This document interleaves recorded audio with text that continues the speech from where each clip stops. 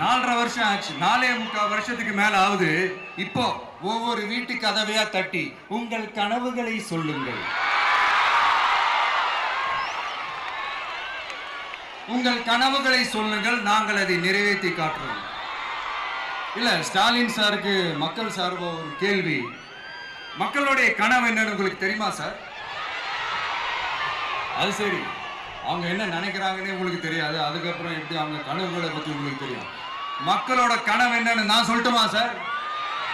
2019, 2021, 2024 இந்த 3 தேர்தலையும் மக்கள் உங்களுக்கு வாக்களிச்சதுக்கு காரணம் நீங்க மக்களுக்கு ஏதாவது நல்லது செய்வீங்கன்னு நம்பிதான். ஆனா நீங்க மக்களுக்கு கொடுத்த பரிசு மக்களுக்கு பாதுகாப்பே இல்லாத மக்கள் விரோத ஆட்சி.